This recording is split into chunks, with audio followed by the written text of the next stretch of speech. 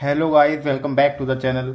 आज हम बात करते हैं स्टैक की एप्लीकेशन के बारे में कि स्टैक का हम कहाँ कहाँ यूज़ करते हैं। टाइम वेस्ट ना करते हुए हम चेक कर देखते हैं। ठीक है, सबसे पहले आता है एक्सप्रेशन कन्वर्जन।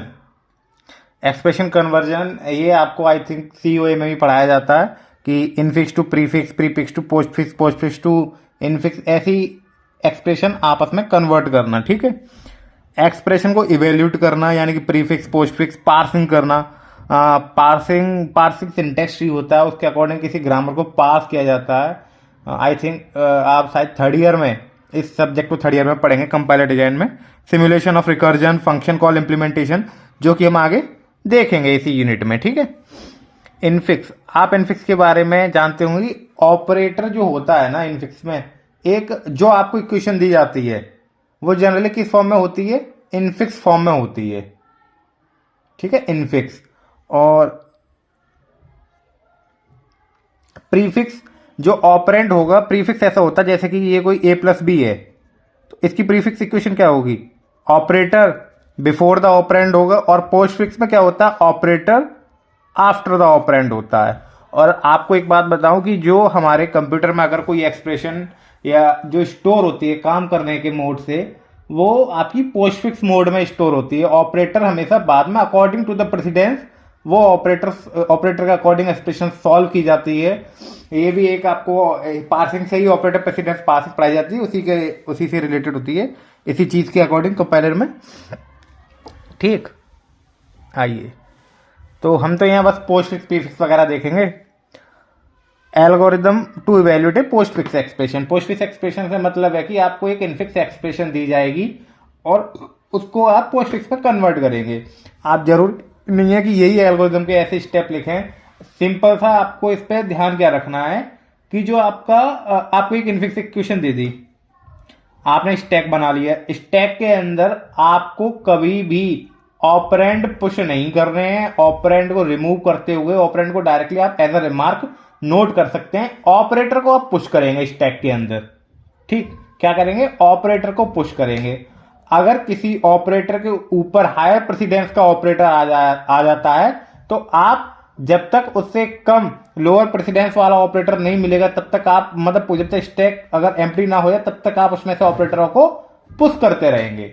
ठीक, देन ये कंडीशन कब रुकेगी?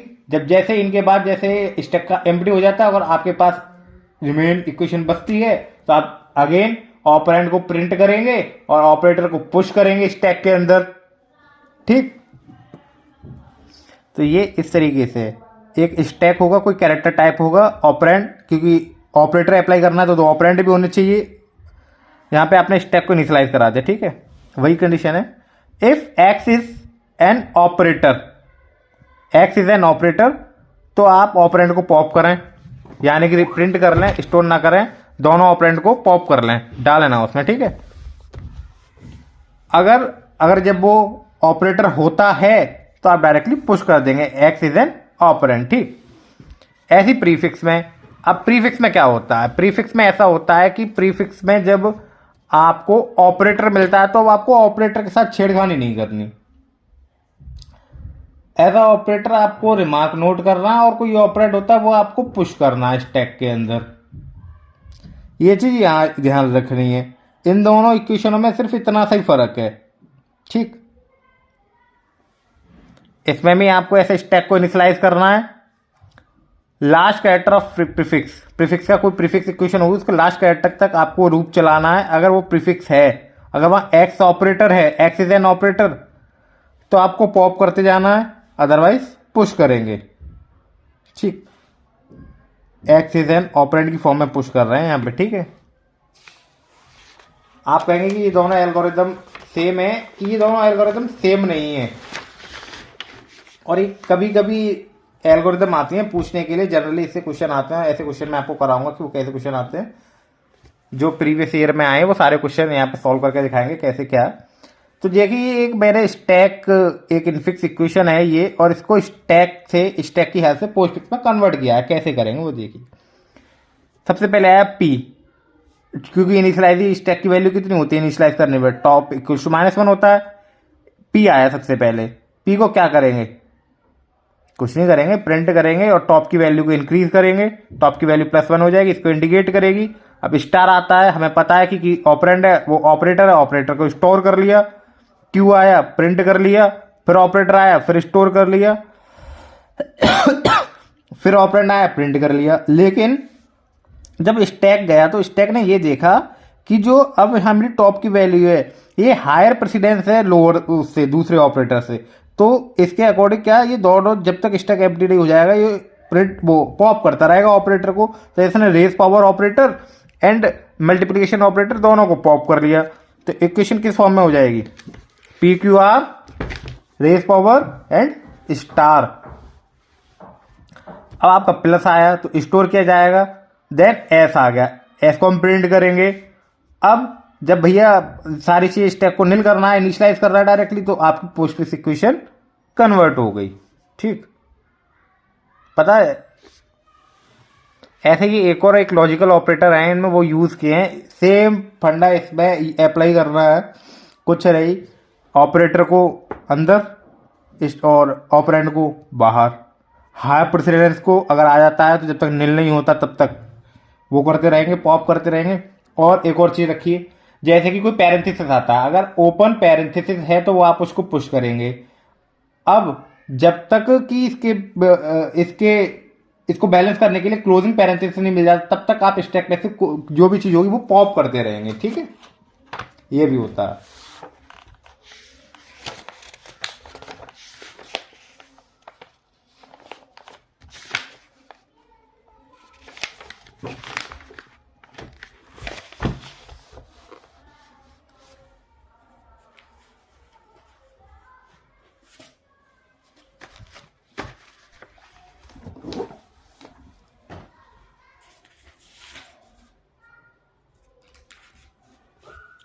एक इक्वेशन है,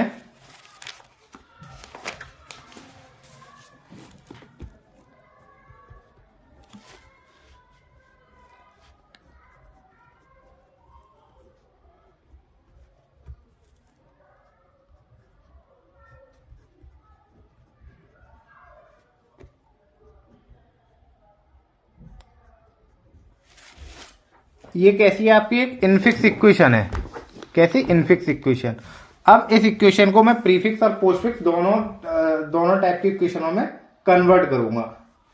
एज ए शॉर्ट की तरह आप इसे देख सकते हैं कि वो स्टैक तो केवल जब पूछा जाए कि यूजिंग स्टैक इंप्लीमेंट कीजिए जब ही करना है, अदरवाइज डायरेक्टली कन्वर्जन आए तो आप डायरेक्टली करेंगे। अब जैसे कि हमने एज मैं इसको पोस्टफिक्स में कन्वर्ट कर रहा हूं, तो पोस्टफिक्स में कन्वर्ट करने के लिए लेफ्ट टू राइट स्कैन करेंगे। ठीक है, पूरी होल कन्वर्ट पूरी की पूरी होगी। ठीक है, तो देखिए जैसे ही मैं आगे बढ़ा सबसे पहले मेरे को मिल गए ब्रैकेट, तो bracket having a more precedence, सबसे पहले सॉल्व ये होगा। अब जो सॉल्व होता जाए ना उसके नीचे अंडरलाइन करते जाइए, फिर एज ए इक्वेशन उतार ली।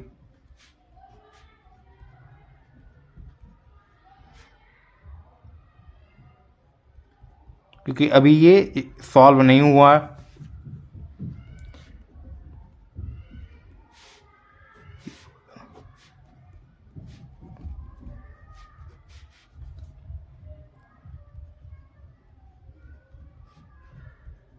पोस्टफिक्स बना रहे हैं इसीलिए। ठीक है, अब आपने देखा कि ब्रैकेट तो सॉल्व हो गए। अब डिवाइड की और मल्टीप्लिकेशन की प्रेसिडेंस कैसा होता है? सेम होता है। आप दोनों में से किसी को भी सॉल्व कर सकते हैं। ठीक, आप दोनों में से किसी को भी सॉल्व कर सकते हैं।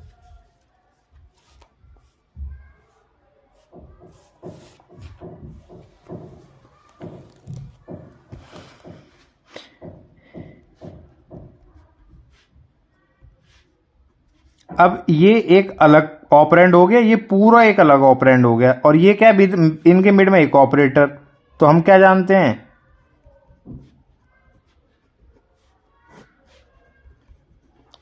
ऑपरेटर आ गया तो आगे उठा के रख दो इसको। ठीक, ये भी था। ठीक है, अब स्टार।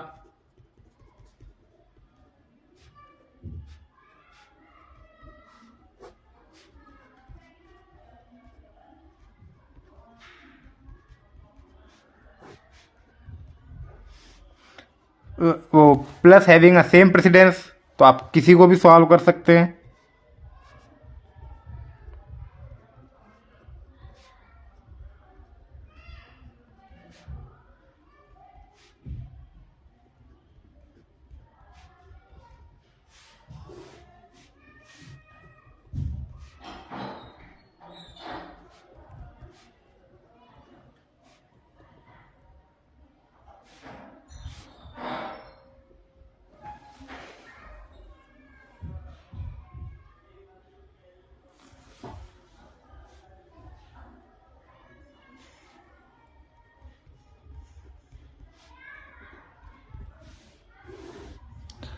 अब इसमें आप एक चीज नोटिस करना कि E इक्वल्स टू, तो इक्वल्स टू कैसा ऑपरेटर होता है? Equals two is assignment operator. तो ये असाइनमेंट ऑपरेटर भी आपको सॉल्व करना पड़ेगा, दे रखा है तो करना पड़ेगा, ठीक है ना।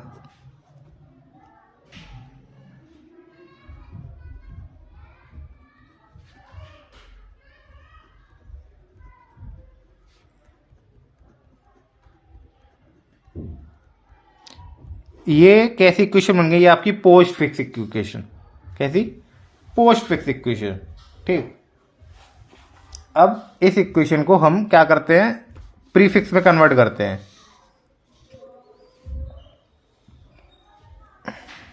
अब देखिए, जैसे कि मैं इसमें असाइनमेंट इंक्लूड नहीं करता। अगर असाइनमेंट दे रखा है जब ही करना है ये।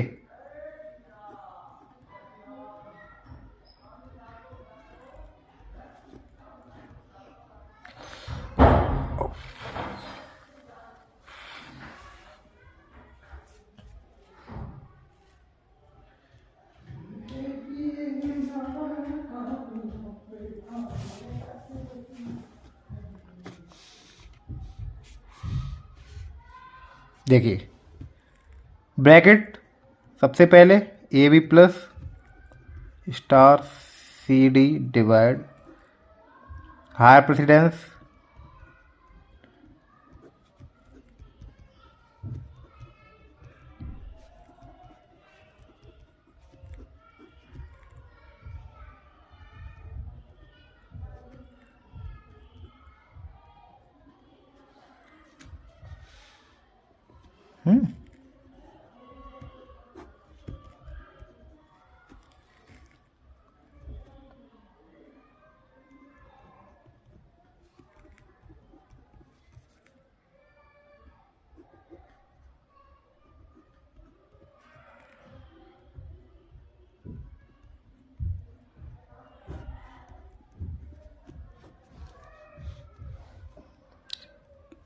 मल्टीप्लिकेशन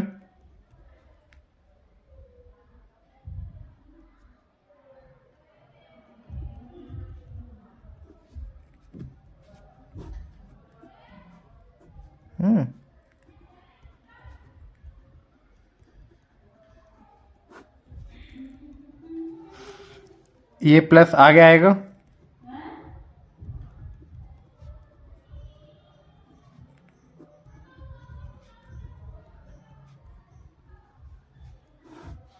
अगेन एक और प्लस, ठीक है।